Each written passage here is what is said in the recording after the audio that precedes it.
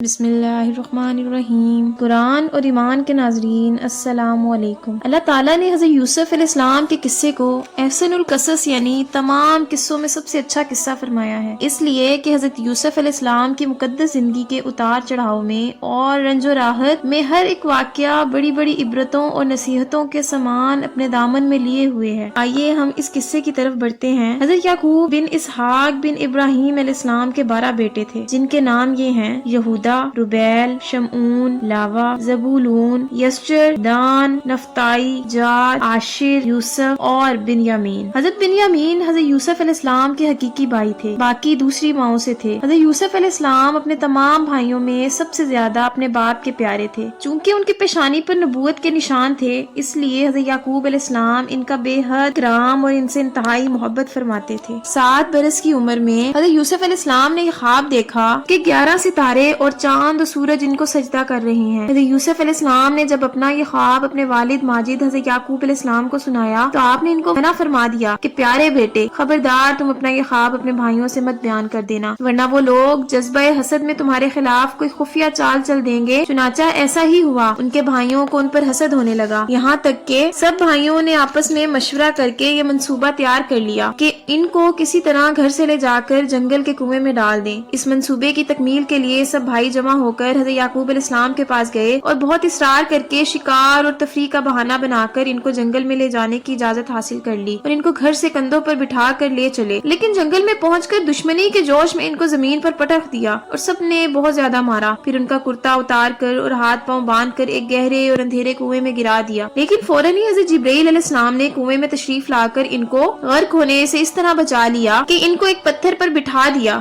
جو اس کنویں میں تھا اور ہاتھ پاؤں کھول کر تسلی دیتے ہوئے ان کا خوف و ہراس دور کر دیا۔ اور گھر سے چلتے وقت حضرت یعقوب علیہ السلام نے حضرت یوسف علیہ السلام کا جو کرتا تعویذ بنا کر آپ کے گلے میں ڈال دیا تھا وہ نکال کر ان کو پہنا دیا، جو اس جنگل میں روزانہ بکریاں چرایا کرتے تھے، برابر روزانہ کنویں میں جھانک جھانک کر دیکھا کرتے تھے۔ جب ان لوگوں نے آپ کو کنویں میں نہیں دیکھا تو تلاش کرتے ہوئے قافلے میں پہنچے اور آپ کو دیکھ کر کہنے لگے، یہ تو ہمارا بھاگا ہوا غلام ہے جو بالکل ہی ناکارہ اور نافرمان ہے، یہ کسی کام کا نہیں ہے، اگر تم لوگ اس کو خریدو تو ہم بہت ہی سستا تمہارے ہاتھ فروخت کر دیں گے، مگر شرط یہ ہے کہ تم لوگ اس کو یہاں سے اتنی دور لے جا کر فروخت کرنا کہ یہاں تک اس کی خبر نہ پہنچے۔ حضرت یوسف علیہ السلام بھائیوں کے خوف سے خاموش کھڑے رہے اور ایک لفظ بھی نہ بولے۔ پھر ان کے بھائیوں نے ان کو مالک بن زور کے ہاتھ سے 20 درہموں میں فروخت کر دیا۔ مالک بن زوران کو خرید کر مصر کے بازار میں لے گیا اور وہاں عزیز مصر نے ان کو بہت گراں قیمت دے کر خرید لیا اور اپنے شاہی محل میں لے جا کر اپنی ملکہ زلیخا سے کہا کہ تم اس غلام کو نہایت اعزاز و اکرام کے ساتھ اپنی خدمت میں رکھو۔ چنانچہ آپ عزیز مصر کے شاہی محل میں رہنے لگے اور ملکہ زلیخا ان سے بہت محبت کرنے لگی، بلکہ ان کے حسن و جمال پر فریفتہ ہو کر عاشق ہو گئیں، اور اس کا جوش عشق یہاں تک بڑھا کہ ایک دن زلیخا عشق و محبت میں والہانہ طور پر آپ کو پھسلانے اور لبھانے لگی اور آپ کو ہم بستری کی دعوت دینے لگی۔ آپ نے معاذ اللہ کہہ کر انکار فرما دیا اور صاف کہہ دیا کہ میں اپنے مالک عزیز مصر کے ساتھ خیانت کر کے اس کے احسانوں کی ناشکری نہیں کر سکتا، اور آپ گھر میں سے بھاگ نکلے تو ملکہ زلیخا نے دوڑ کر پیچھے سے آپ کا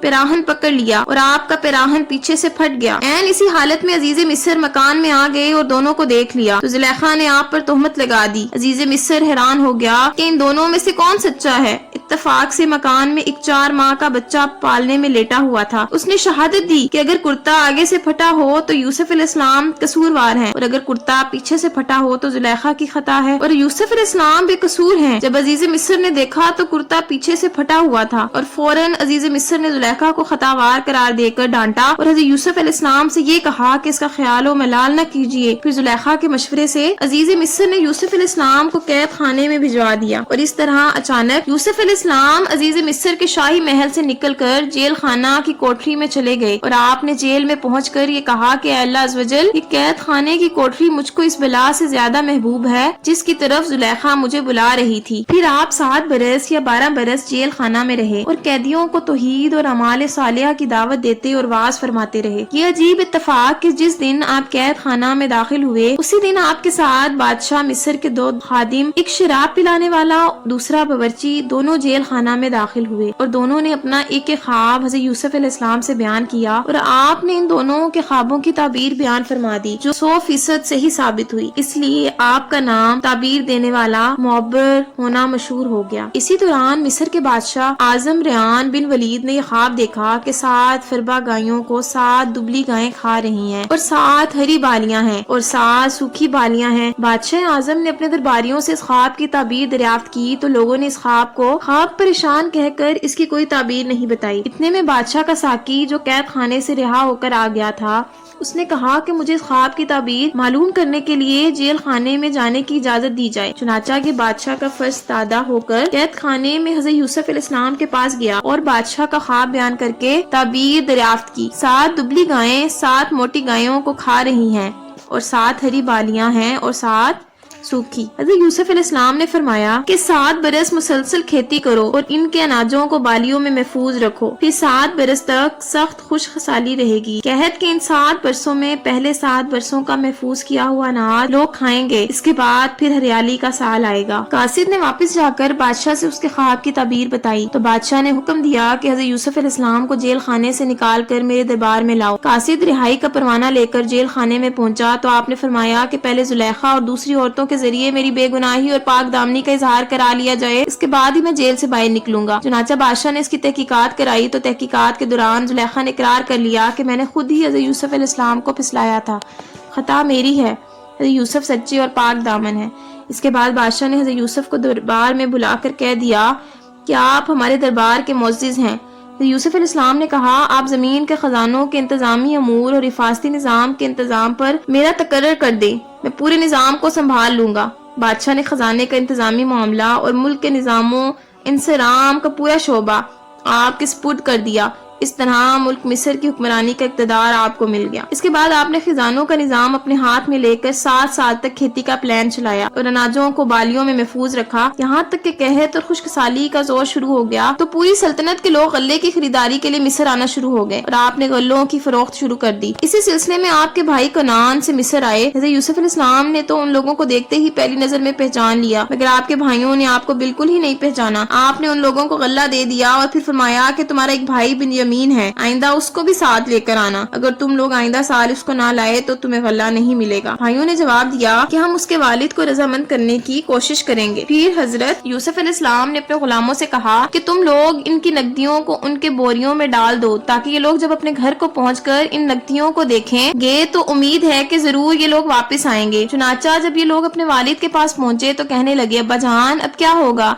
अजीज मिस्र ने तो ये कह दिया है कि जब तो लोग बिन्यामीन को साथ लेकर ना आओगे तो तुम्हें गल्ला नहीं मिलेगा, लिहाजा आप बिन्यामीन को हमारे साथ भेज दें ताकि हम इनका हिस्से का भी गल्ला ले लें और आप इत्मीनान रखें कि हम लोग इनकी हिफाजत करेंगे।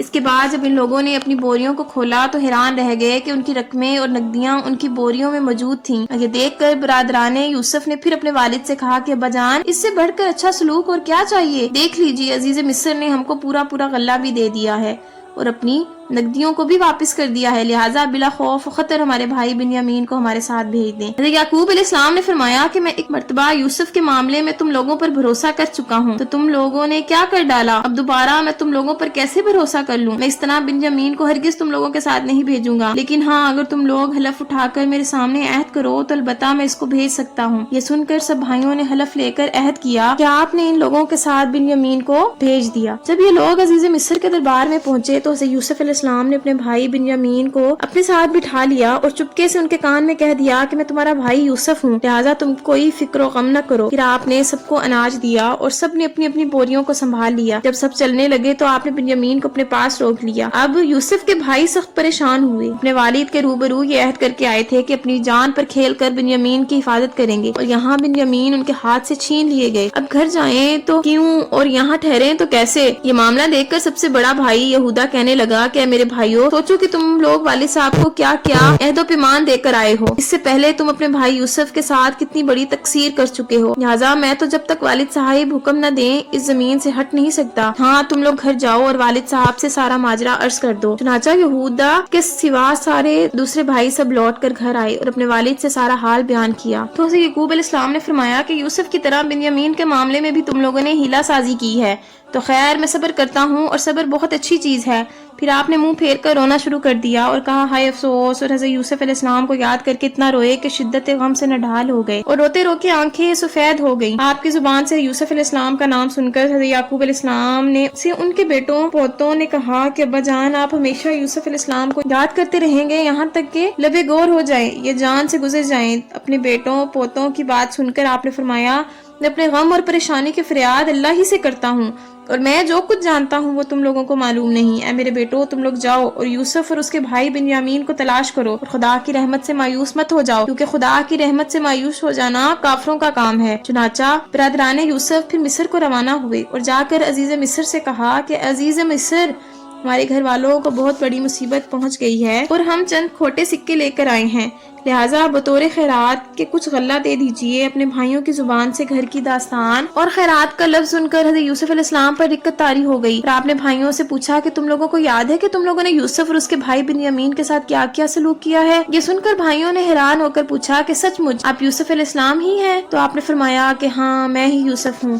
اور یہ بنیامین میرا بھائی ہے، اللہ تعالیٰ نے ہم پر بڑا فضل و احسان فرمایا۔ یہ سن کر بھائیوں نے نہایت شرمندگی اور لجاجت کے ساتھ کہنا شروع کیا کہ بلا شبہ ہم لوگ واقعی بڑے خطا کار ہیں اور اللہ تعالیٰ نے آپ کو ہم لوگوں پر بہت بڑی فضیلت بخشی ہے۔ بھائیوں کی شرمندگی اور لجاجت سے متاثر ہو کر آپ کا دل بھر آیا اور آپ نے فرمایا آج میں تم لوگوں کو ملامت نہیں کروں گا، جاؤ میں نے سب کچھ معاف کر دیا، اللہ تعالیٰ تمہیں معاف فرمائے۔ اب تم لوگ میرا یہ کرتا لے کر گھر جاؤ اور ابا جان کے چہرے پر اس کو ڈال دو تو ان کی آنکھوں کی روشنی واپس آ جائے گی، پھر تم لوگ سب گھر والوں کو ساتھ لے کر مصر چلے آؤ۔ بڑا بھائی یہودا کہنے لگا کہ یہ کرتا میں لے کر جاؤں گا، کیونکہ حضرت یوسف علیہ السلام کا کرتا بکری کے خون میں رنگ کر میں ہی ان کے پاس لے گیا تھا، تو جس طرح میں نے انہیں وہ کرتا دے کر غمگین کیا تھا، آج یہ کرتا لے جا کر ان کو خوش کر دوں گا۔ چنانچہ یہودا یہ کرتا لے کر گھر پہنچا اور اپنے والد کے چہرے پر ڈال دیا تو ان کی آنکھوں میں بینائی آ گئی۔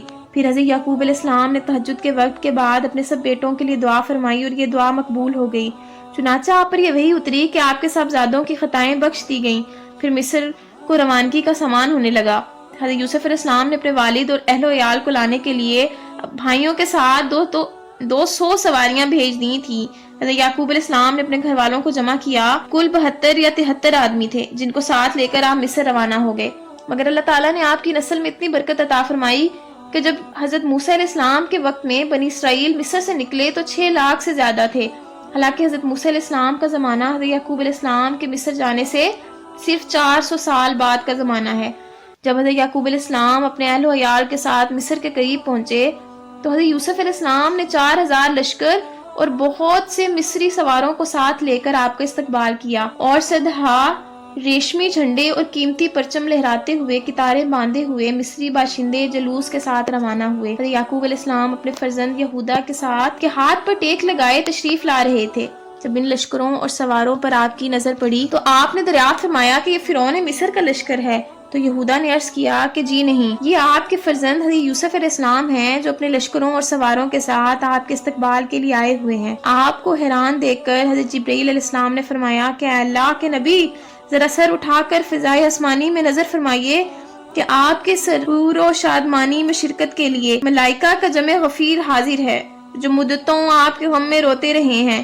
ملائکہ کی تسبیح اور گھوڑوں کی ہنہناہٹ اور طبل و بوق کی آوازوں نے عجیب سما پیدا کر دیا تھا۔ جب باپ بیٹے دونوں قریب ہو گئے اور حضرت یوسف علیہ السلام نے سلام کا ارادہ کیا تو حضرت جبرائیل علیہ السلام نے کہا کہ آپ ذرا توقف کیجیے اور اپنے بزرگوں کو ان کے دقت انگیز سلام کا موقع دیجیے۔ چنانچہ سے یعقوب علیہ السلام نے ان لفظوں کے ساتھ سلام کہا، السلام علیکہ یا مذہب الاحزانی، یعنی اے تمام غموں کو دور کرنے والے، آپ پر سلام ہو۔ پھر باپ بیٹوں نے نہایت گرم جوشی کے ساتھ معانقہ کیا اور فرط مسرت میں دونوں خوب روئے۔ پھر ایک استقبالیہ خیمے میں تشریف لے گئے جو خوب مزین کیا گیا تھا۔ وہاں تھوڑی دیر ٹہر کر جب شاہی محل میں رونق افروز ہوئے تو حضرت یوسف علیہ السلام نے سہارا دے کر اپنے والد کو تخت شاہی پر بٹھایا اور ان کے ارد گرد آپ کے 11 بھائی اور آپ کی والدہ سب بیٹھ گئے۔ سب کے سب ایک وقت حضرت یوسف علیہ السلام کے آگے سجدے میں گر پڑے۔ اس وقت حضرت یوسف علیہ السلام اپنے والد کو مخاطب کر کے یہ کہا،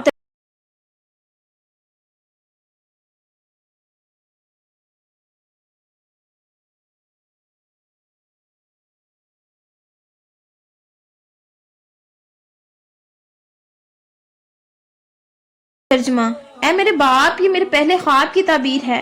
بے شک اسے میرے رب نے سچا کیا اور بے شک اس نے مجھ پر احسان کیا کہ مجھے قید سے نکالا اور آپ سب کو گاؤں سے لے آیا، بعد اس کے کہ شیطان نے مجھ میں اور میرے بھائیوں میں ناچاکی کرا دی تھی۔ بے شک میرا رب جس بات کو چاہے آسان کر دے، بے شک وہی علم و حکمت والا ہے۔ یعنی میرے 11 بھائی ستارے ہیں اور میرا باپ سورج اور میری والدہ چاند ہے، اور یہ سب مجھ کو سجدہ کر رہے ہیں۔ یہی آپ کا خواب تھا جو بچپن میں دیکھا تھا کہ 11 ستارے اور سورج و چاند مجھے سجدہ کر رہے ہیں۔ یہ تاریخی واقعہ محرم کی 10 تاریخ عاشورہ کے دن وقوع پذیر ہوا۔